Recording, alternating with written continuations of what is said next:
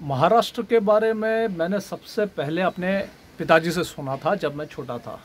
मेरे पिताजी मुझे नेताजी सुभाष चंद्र बोस, लचित बरफुकन, गुरु गोविंद सिंह जी, महाराणा प्रताप, शिवाजी महाराज, इनके किस्से सुनाते थे। छत्रसाल, जो छत्रसाल थे वो तो शिवाजी महाराज से प्रेरणा लेके उन्होंने उत्तर प्रदेश में जो है अपनी रियासत खड़ी की थी। तो इस तरह से जो है तो मैं शिवाजी महाराज का और महाराष्ट्र का नाम सबसे पहले उस समय सुना था बचपन में। और उसके बाद फिर मैं भिलाई में पढ़ने लगा, स्कूलिंग मेरी भिलाई में हुई। तो भिलाई में जो है तब हमने 92-93 में मैं स्कूल में था, उस समय पहली बार जो है हमने शिवसेना और बाला साहेब ठाकरे के बारे में सुना। तो वहाँ पे कुछ स्थानीय युवक जो थे, जो उन्होंने भिलाई, जो उस समय मध्य प्रदेश में था, अभी छत्तीसगढ़ में है, उन्होंने वहाँ पर जो शिवसेना की स्थापना की। और वो जो कुछ भी अगर उनको लगता था गलत है, उसके बड़ी दृढ़ता से उसका प्रतिरोध करते थे। बहुत सारे जो है, और वो बहुत संख्या में बहुत कम थे, लेकिन उनकी, चूंकि वो शिवसैनिक थे, उनकी इतनी दृढ़ता थी कि जिसके लिए लोग उनको मानते थे। लोगों को ऐसा लगता, कुछ बहुत सारी समस्याएं थी जो राजनीतिक दल इधर उधर छुप जाती थी, लेकिन शिवसेना जो है उस समय उसका मुकाबला करती थी।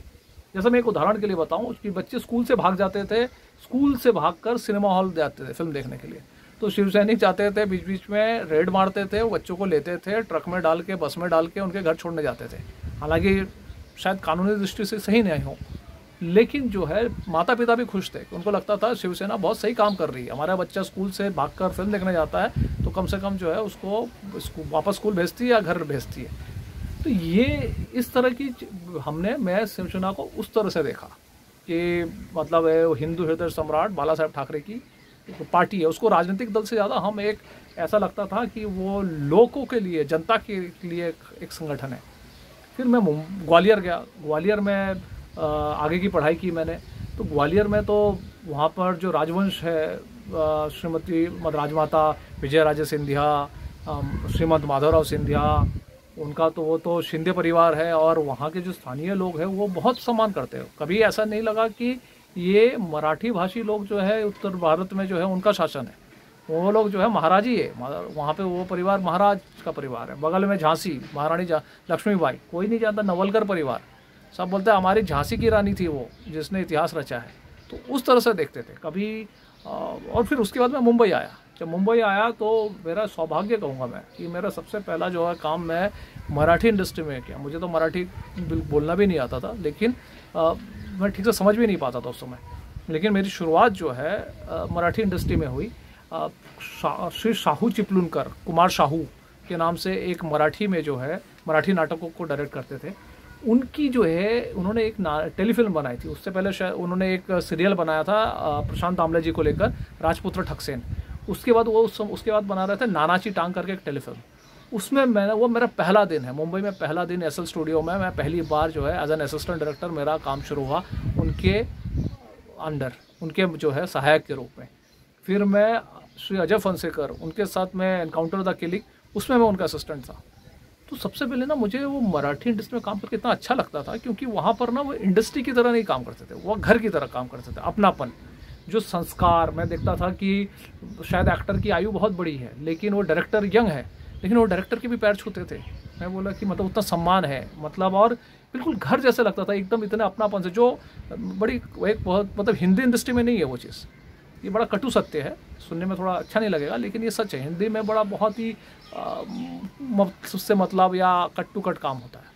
महाराष्ट्र मराठी इंडस्ट्री में बहुत घर जैसा लगता था, आप परिवार जैसे। मैं थिएटर से हूँ तो मुझे लगता था वो थिएटर जैसा माहौल है, एकदम अपनापन था वहाँ पे मेरी। वहाँ से जो है इस तरह से मेरा अनुभव रहा। फिर मैं हिंदी इंडस्ट्री में चला गया धीरे धीरे, लेकिन जो मुझे जो अच्छा लगा, दूसरा एक भी था कि मेरे माता पिता कलकत्ता में रहते हैं, तो कलकत्ता का जो बंगाल का जो कल्चर और संस्कृति है और जो महाराष्ट्र की है बहुत मिलती है। बड़ा आश्चर्य है कि एक पूर्व में है, एक पश्चिम में है, लेकिन अगर आप देखेंगे दोनों में इतनी समानताएं हैं। मतलब खान पान, कुछ कई तो शब्द भी बड़े ऐसा लगता है, एकदम से कान में पड़ता है बंगाली का शब्द है क्या ये, ऐसा लगता है।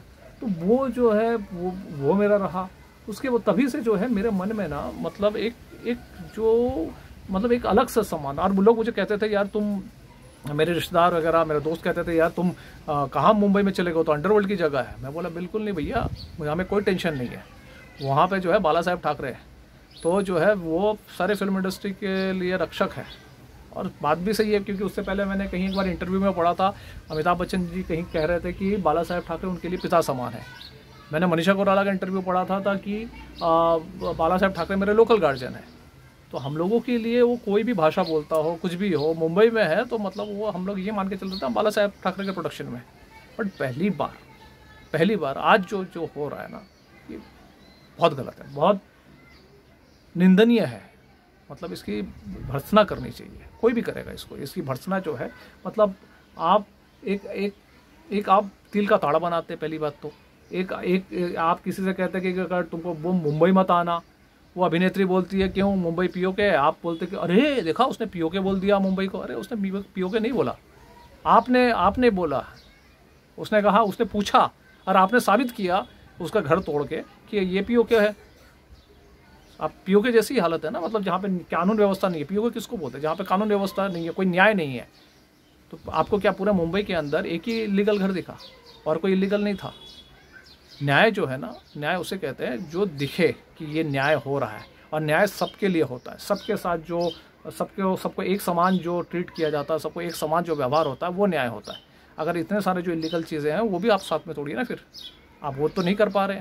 आप जो है लॉकडाउन के अंदर जब वो महिला घर पे नहीं है, आप उनका जाकर वहाँ पर तोड़फोड़ कर रहे हैं, तो गलत है। और उसके बाद आप क्या कर रहे हैं? किसी व्यक्ति ने आप उसके बाद एक 65 साल के जो है एक नेवी का ऑफिसर जो है, रिटायर्ड ऑफिसर, वो कार्टून शेयर करते, आप मारते जाके उनको। मतलब क्या है ये इससे लज्जाजनक क्या हो सकता है? हा? मतलब ये जन आक्रोश है, आपके विरुद्ध में एक जन आक्रोश है। और ये आप जिस मराठी अस्मिता की बात कर रहे हैं, मैं देख रहा हूँ जो है मराठी भाषी लोगों के अंदर तो और अधिक आक्रोश है। मेरे जितने भी मराठी मित्र हैं उनमें से अधिकांश जो है इस समय भड़के हुए हैं, वो लोग कार्टून शेयर कर रहे हैं। आप किस को मारेंगे? आप किस को रोकेंगे? आपने अपना सम्मान खुद आप खोते जा रहे हैं।